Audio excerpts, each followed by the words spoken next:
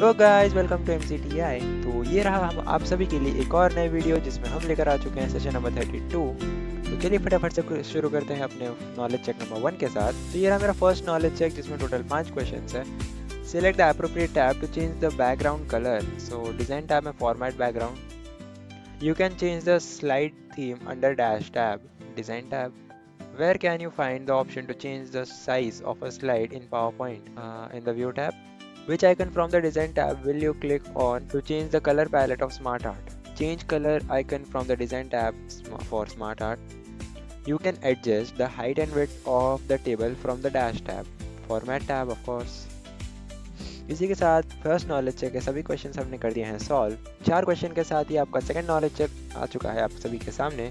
First question में कहा है कि dash add effects when shifting from one slide to another in the slideshow view. Transitions. If you have checked the on mouse click box, you can not adjust the duration of a transition effect in PowerPoint. So of course it's false. The transition effect applied to a slide can be seen in a slideshow. Yeah. Which of the following options describe the correct path to apply a transition to a slide? Click transitions, click on the effect option, select a suitable transition. Simple. तो दोनों भी knowledge check यहाँ हो चुके हैं ख़त्म और हमारा फर्स्ट सिमुलेशन क्वेश्चन यहाँ पे आ चुका है। इसमें फर्स्ट क्वेश्चन में कहा है कि PowerPoint provides many more themes to the users and you can choose the theme you like. Now, for the given presentation, choose green faced theme in third in themes. Okay. तो design tab में आता हूँ मैं। ये रहा मेरा green facet theme. वहाँ से कुछ करने की ज़रूरत नहीं है, सिंपली आपका फर्स्ट क्वेश्चन हो जाता है सॉल्व। सेकेंड क्वेश्चन में कहा है कि there are 2 standard slide sizes in MS PowerPoint। For the given presentation select standard slide size with the maximum option.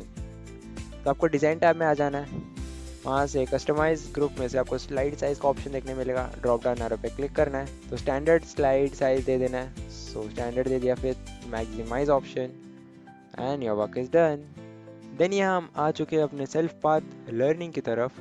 तो सेल्फ पाथ लर्निंग में टोटल 4 क्वेश्चन है, ठीक है। You can change the slide theme under dash tab. So design tab के अंदर आप slide का theme change कर सकते हैं।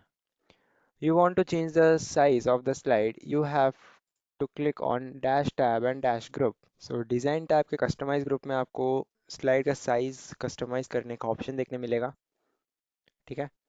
थर्ड क्वेश्चन में कहा है कि take a look at the image, what does the star mark below the slide number indicate. So star mark below the slide number it's play animation, a transition has been applied, ये चीज़ दिखाना चाहता है वहाँ पे, ठीक है। What is the function of the preview button in PowerPoint to display how particular animation और transition looks on the current slide. Self path learning के सभी क्वेश्चन यहाँ पे होते हैं खत्म और ये हम आ चुके हैं अपने गाइडेड डू इट योरसेल्फ की तरफ, जिसमें टोटल 5 क्वेश्चन है। फर्स्ट क्वेश्चन में क्या कहा है देख लेते हैं। तो इसमें कहा है कि in the given PowerPoint presentation to add themes click on the third slide, go to the design tab, click the downward arrow under the themes group and select gallery themes. तो थर्ड स्लाइड में आ जाता हूँ मैं। Design tab में आकर आपको themes में गैलरी थीम सिलेक्ट करना है, ठीक है। ये रहा मेरा गैलरी थीम और फिर करना है सबमिट।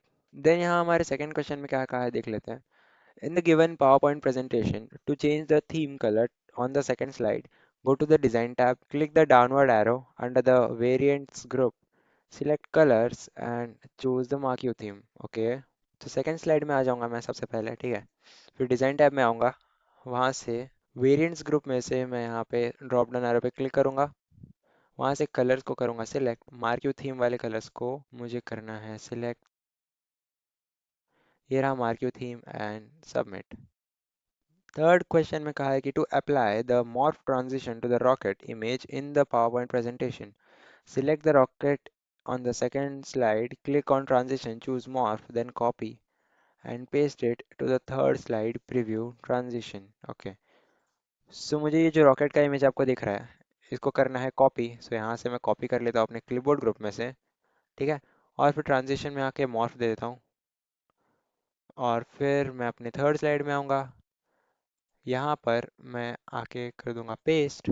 तो पेस्ट करने के बाद मुझे वापस से मॉर्फ इफेक्ट दे देना है और फिर प्रीव्यू करके चेक करना है, ठीक है। अब मैं कर दूंगा सबमिट।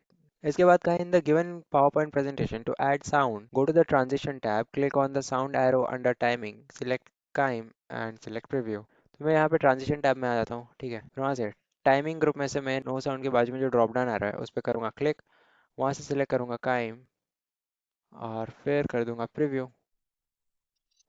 And then submit.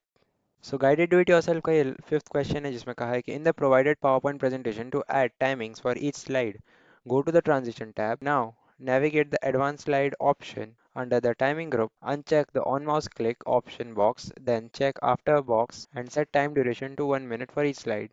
तो मैं ट्रांजिशन टैब में आऊँगा, टाइमिंग ग्रुप में से ऑन माउस क्लिक जो है उसमें अनचेक करूँगा और फिर आफ्टर वाले बॉक्स पे करूँगा चेक और फिर एक बार अपवर्ड एरो पे डाउन क्लिक करूँगा।